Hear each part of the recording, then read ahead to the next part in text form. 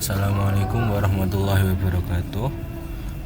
Perkenalkan, terlebih dahulu saya Ahmad Fikri Habibi dari mahasiswa baru Teknik Informatika dengan NIM E41250-541. Di sini saya akan menjelaskan dan menganalisis sebuah company profile yang dimana saya di sini akan membedakan yang mana company profile yang asli dan mana yang palsu. Dan untuk yang pertama di sini saya mengambil dari profile company Indofood, yaitu sebuah perusahaan yang bergerak di manufaktur makanan, yang bergerak di bidang makanan, mulai dari bahan baku hingga produk konsumen bermerek. Nah, di sini bukti aslinya yaitu bisa dilihat untuk di webnya sendiri, visinya nyata dan fisiknya dapat dilihat dan dibeli di pasar. Untuk legalitas atau regulatornya, situs ini menyediakan akses ke investor relation termasuk financial statement dan informasi share bond. Di dalamnya ini juga terdapat visi misi, sejarah, dan pencapaian prestasi atau sertifikat. Dan untuk yang terakhir di sini ada penghargaan dan sertifikat. Di sini untuk PT Indofood sendiri sudah mendapatkan banyak penghargaan dan sertifikasi tentunya. Dan untuk di bawah ini juga termasuk penghargaan yang sudah didapat oleh PT Indofood.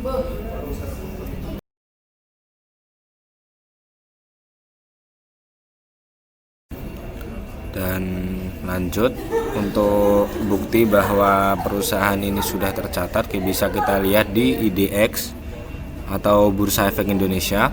Di sini sudah tercatat bahwa Indofood adalah sebuah profile company yang bisa dikatakan asli dan legal. Di sini sudah ada namanya sendiri, Indofood Sukses Makmur Tbk, dan untuk kodenya yaitu INDF dan alamatnya itu sudah tertulis juga. Ya, ini adalah bukti bahwa Indofood adalah sebuah perusahaan yang sudah tercatat asli dan legal gitu. Dan untuk yang kedua saya akan mengambil dari PT Pandawa Arta Semesta.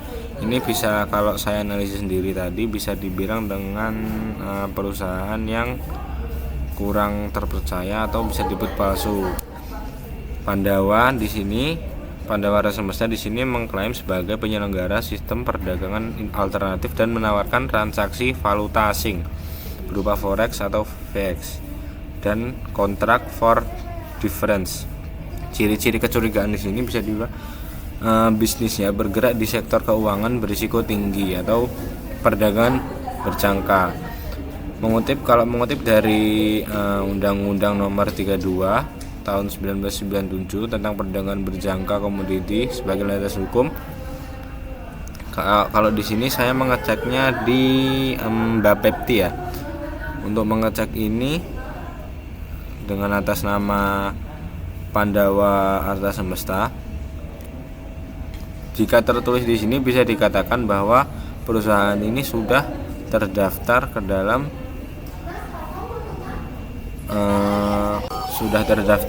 perusahaan yang sudah memiliki izin dari Bapepti atau Badan Pengawas Perdagangan Berjangka Komoditi.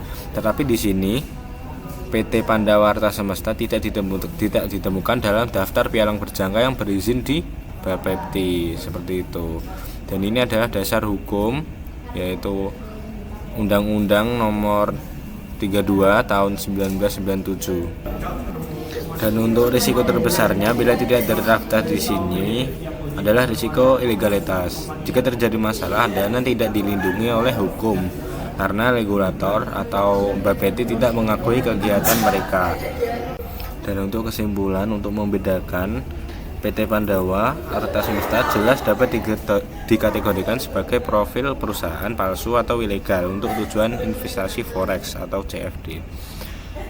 Dasar hukumnya adalah Undang-Undang Nomor 10 Tahun 2011 juga tentang perdagangan berjangka komoditi.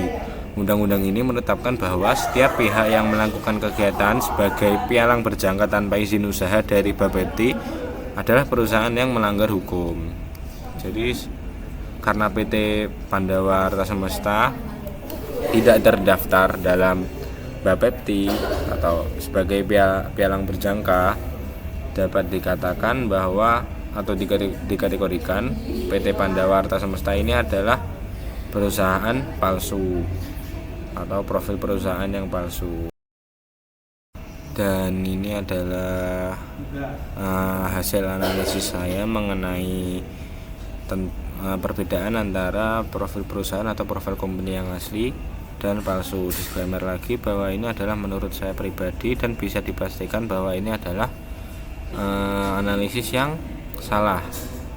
Mungkin bisa kalau ditelaah lebih dalam lagi, mungkin ini dapat bernilai salah karena ini hanya hasil dari analisis saya pribadi.